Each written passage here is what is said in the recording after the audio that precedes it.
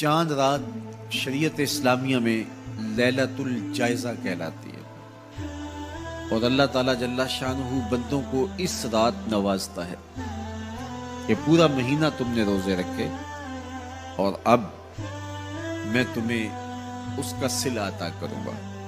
और लैलतुल जायज़ा में अल्लाह ईदी अता करता है और बंदों को वो अता करता है जो वो सोच भी नहीं सकते कि हमारा मालिक हमें क्या क्या अता करता है।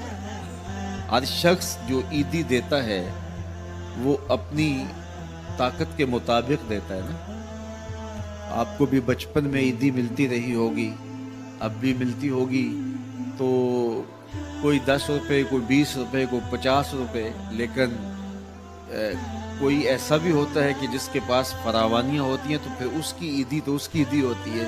तो हर शख्स अपनी कैपेसिटी के मुताबिक ही ईदी देता है ना।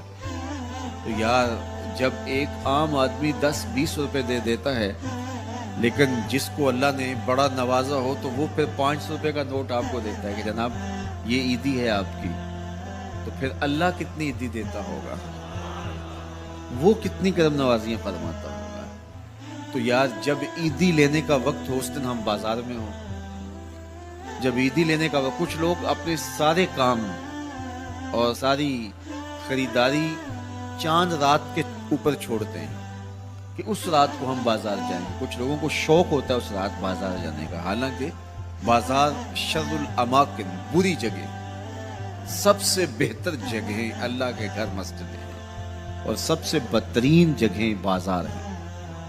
तो मजबूरी के साथ बाजार में जाया जाता है। आपकी मजबूरी है कुछ खरीदना, और अगर आप कारोबार करते हैं तो आपकी मजबूरी है कुछ बेचना, ताकि आप उस खरीदो फरोख्त से अपने बच्चों का रिज़्क कमा सकें या अपनी ज़रूरियात को वहाँ से जाके ख़रीद के ला सकें। तो वो मजबूरी है। तो मजबूरी के लिए आप वहाँ जा सकते हैं और हमें हुक्म दिया गया देर से जाओ जल्दी वापस आ जाओ। मस्जिद में हुक्म दिया गया है जल्दी जाओ देर से वापस आओ। और हमें पता है कि चांद रात को रश कितना होता है और हम उसी वक्त के लिए सारे काम छोड़े हों जबकि कंधे से कंधा छू रहा होता है और मर्द व ज़न का इख्तलात भी वहाँ होता है। तो फिर अपने आप को बचाना और अपने आप को महफूज रखना और अपनी नज़र की इफ़्फ़त और पाकीज़गी का ख्याल रखना कितना मुश्किल हो जाएगा। अपने आप को आजमाइश में ही क्यों डाला जाए कि जिसमें हम पूरे न उतर सकें। तो इसलिए ये बात जहन में रखिएगा कि ये लैलतुल जायज़ा है, ये झोली फैला के रब से मांगने का वक्त है, ये बाजारों में आवारगी का वक्त नहीं है। तो ये रात भी हमारी अल्लाह के हुजूर इबादत में गुजरनी चाहिए, जिक्र व फिक्र में गुजरनी चाहिए, याद इलाही में गुजरनी चाहिए। तो लैलतुल जायज़ा को कभी ज़ाया न कीजिए और इस रात को बर्बाद न कीजिए। सारे महीने की मेहनत आपने जो की, अब उसका सिला लेने का वक्त है, अब ईदी लेने का वक्त है। तो ईदी लीजिए अपने रब से, झोलियाँ फैला फैला के लीजिए, उससे खैरात मांगिए, उसकी करम नवाजियाँ और उसकी रहमतें तुम्हारे ऊपर बरसेंगी, तो उनको अपने दामन में सुमो लीजिए। तो अपनी ज़रूरियात के लिए और वक्त निकालिए। और ईद का दिन भी अल्लाह ने हमें 5 नमाजों के अलावा एक इजाफी नमाज ईद की हमारे ऊपर वाजिब की है। ईद के दिन तो लोग फ़र्ज नमाजें छोड़ देते हैं, जबकि ईद के दिन फ़र्ज नमाजों के अलावा एक इजाफी नमाज रखी गई है। तो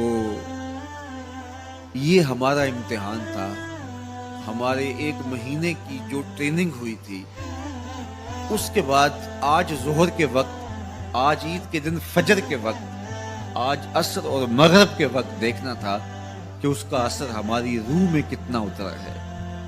और मैं कहता हूँ कि जब मुसलमान सारा महीना रोज़े रखें, तरावी भी पढ़े और नमाजें भी अदा करें, और ईद के दिन फजर के वक्त मस्जिद में नमाजी ना मिले, ज़ोहर के वक्त आधी सफ़ हो, तो शैतान तो बड़ा खुश होता होगा, वो तो बड़ा राज़ी होता होगा कि ये पढ़ते थे नमाजें और तरावी और क्या क्या करते थे।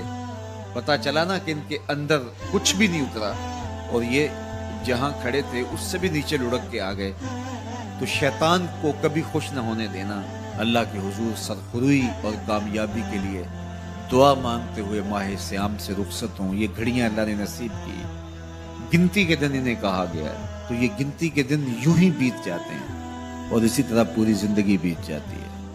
اور پھر جب آنکھ بند ہوتی ہے تو پھر آنکھ کھلتی ہے کہ ہم زندگی کہاں گزارتے.